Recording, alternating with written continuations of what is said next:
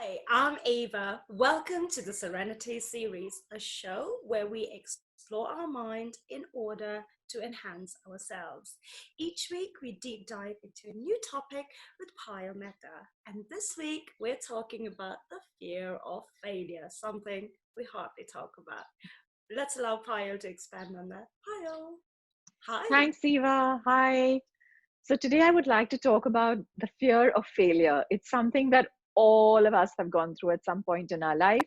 Some of us come out on top of it, some of us don't. So I would really like to share a new twist on the fear of failure, what fear of failure is, how it is that we can overcome it, and of course, at the end, to share a modality on something that will make things easier, a tool to really have with you at times when you feel that fear of failure is very, very overwhelming for you.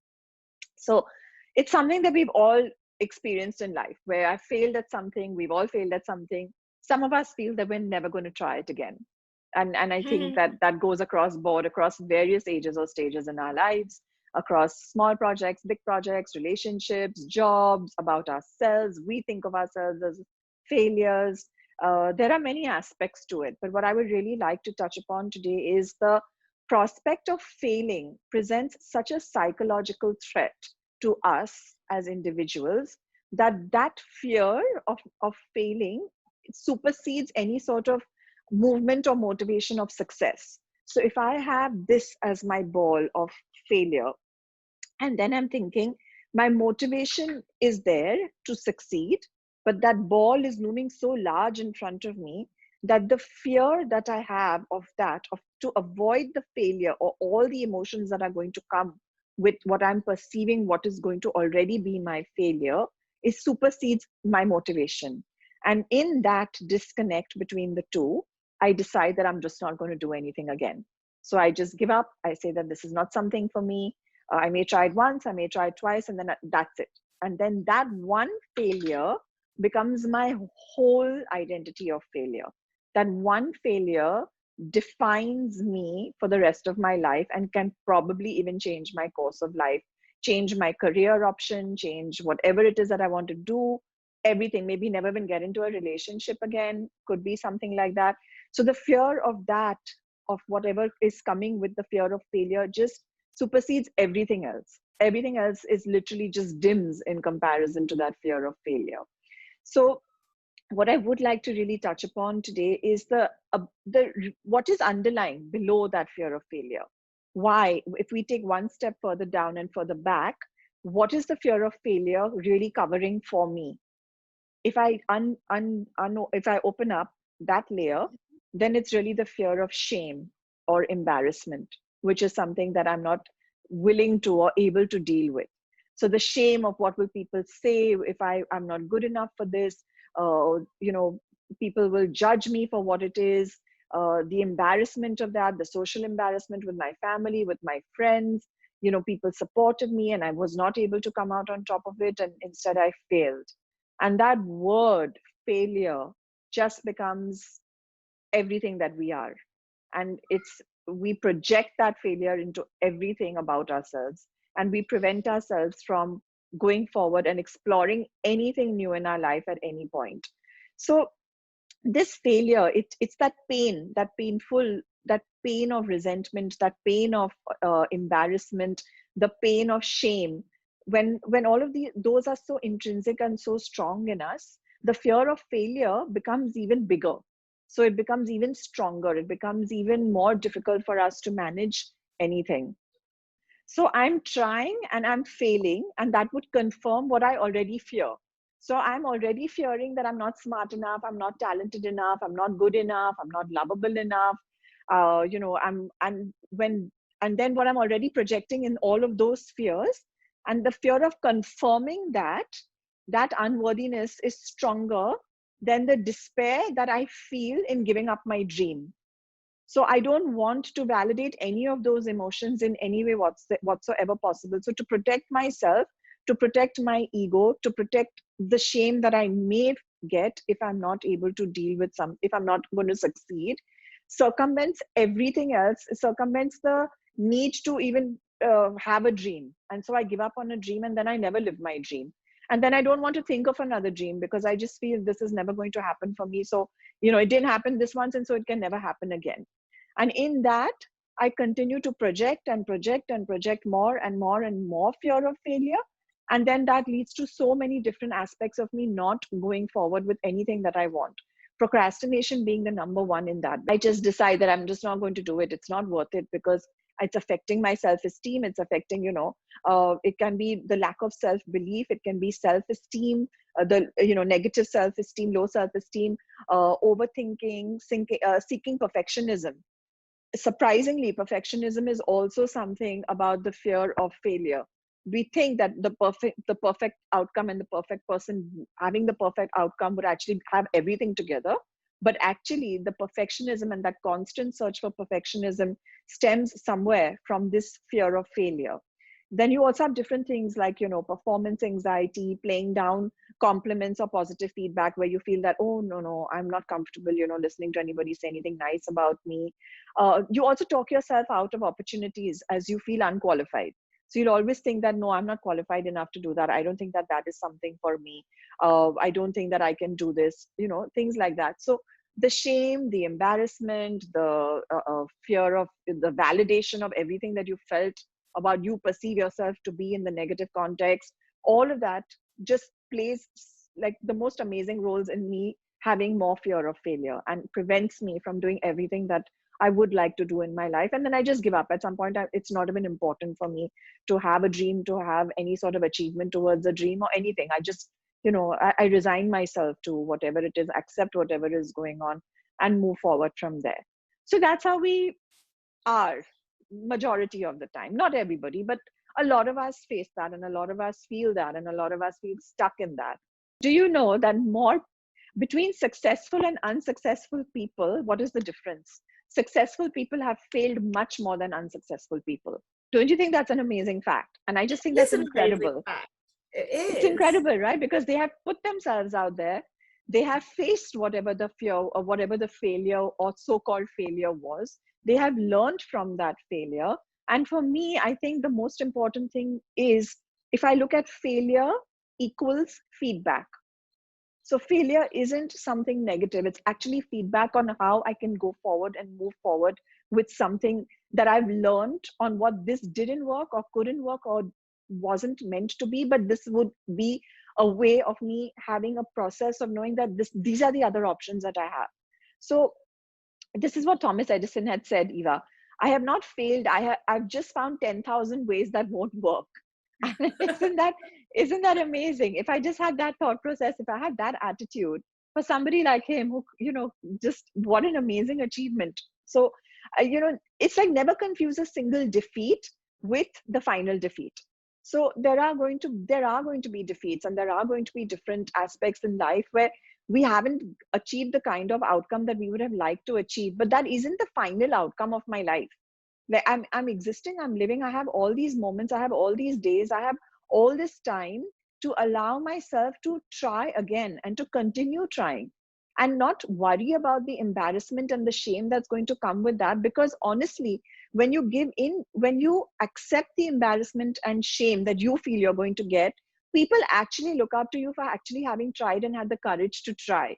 And you don't realize that you actually become a role model for people who would never ever have the courage to go out there and live their dream, and they really live their life through you.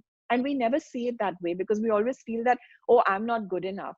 But really understanding that failure is that stepping stone, it's that first stepping stone towards something so much bigger for you, and not to stop at that stone, and not to prevent, and not to let that stone be the block on your path forever. So if I'm understanding that I'm willing to make mistakes, and that is life, and if I can just throw some color onto that canvas of my life, I'm creating so many beautiful splashes that eventually that beautiful picture is going to come together for me. So if I can just feel the need to do that, and feel that one failure doesn't define me, one failure isn't going to make me feel that I'm not good enough and I can't do anything more about it. We so often hear about people who are stuck in jobs which they don't like.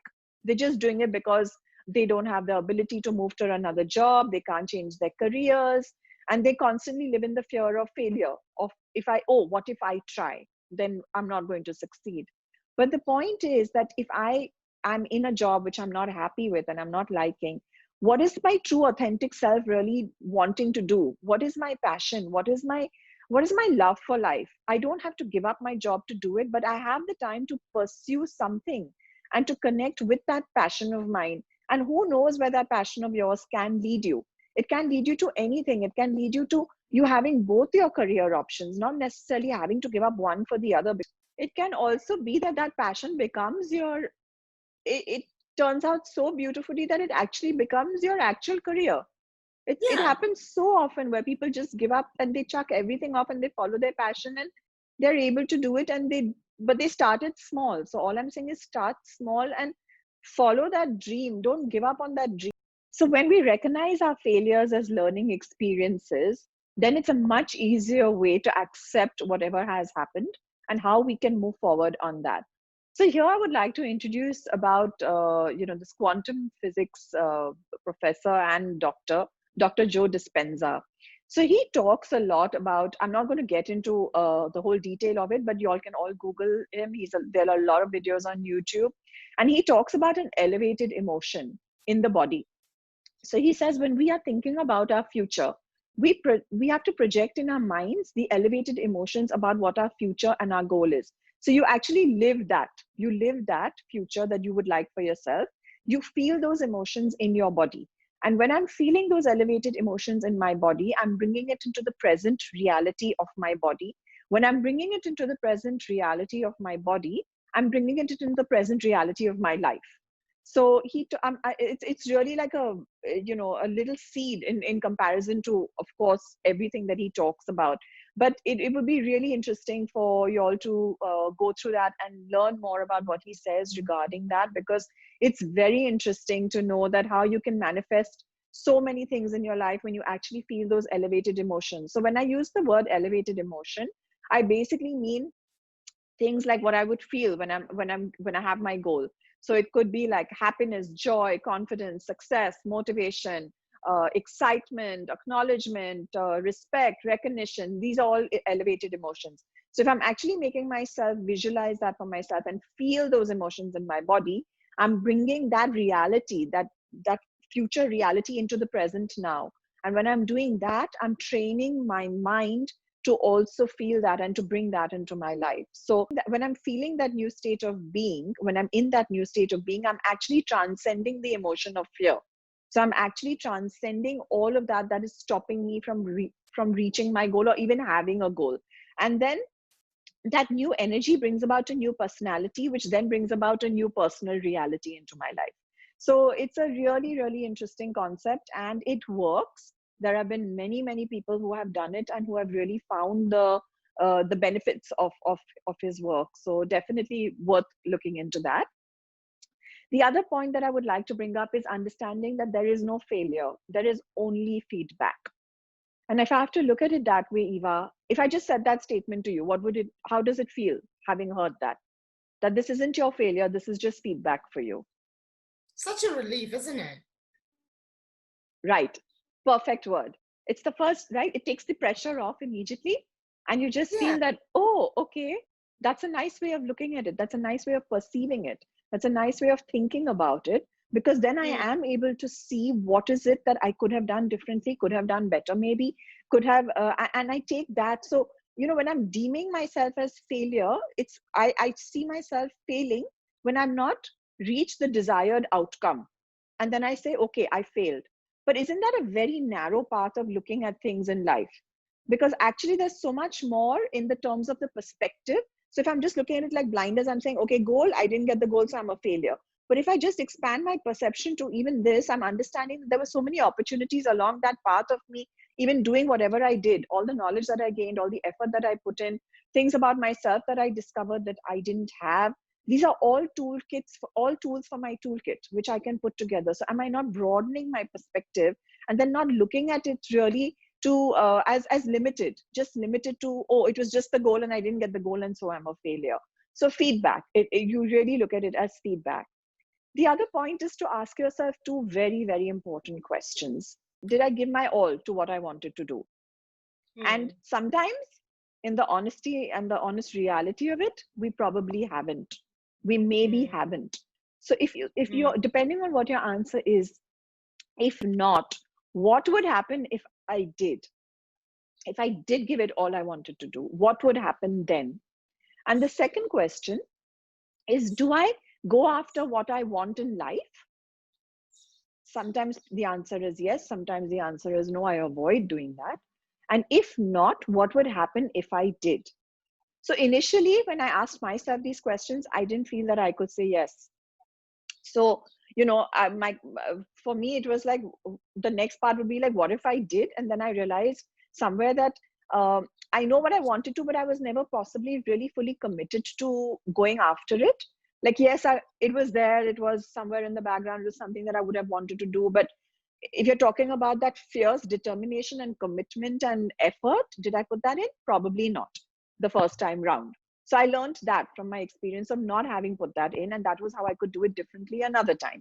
And then if you go deeper, somewhere you feel that maybe I didn't give my all to anything in life.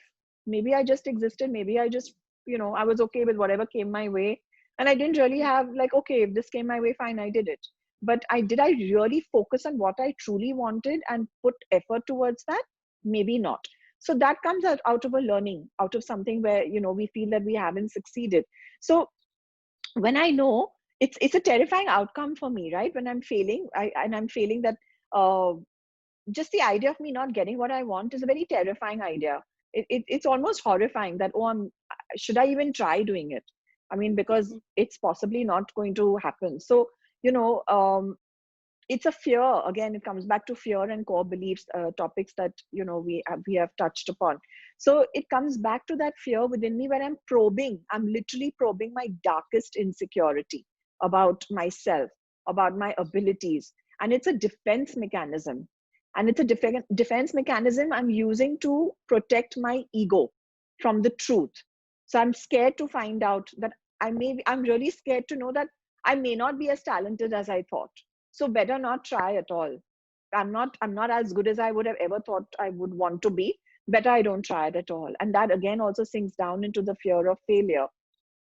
So abstaining from this really keeps the reality at bay for me. So I'm abstaining from everything, which then leads me to self-sabotage, which then leads me to think, okay, forget it, I don't need to do this, and stay away from what my goal is. And therefore the fear of failure becomes even more intense. So not giving your best is an excuse really for a big disservice to yourself.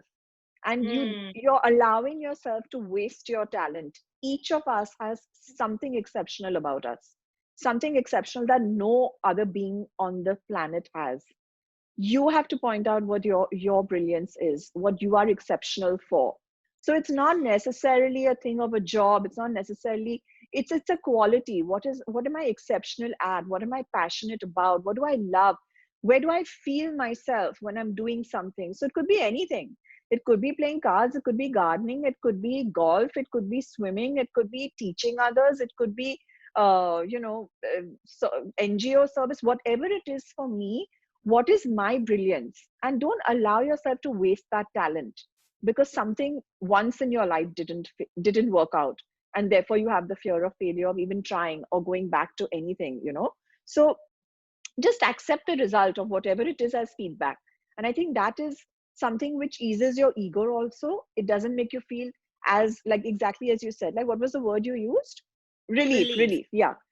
Exactly. So it brings the relief into you, when you're not pressurizing yourself like that, and you accept that this is something that I really can do, and go head on into doing it, and not letting one failure stop you from moving forward. So I come back to the job example that I gave earlier, and about the skills that I want to enhance in my life, the skills that I have.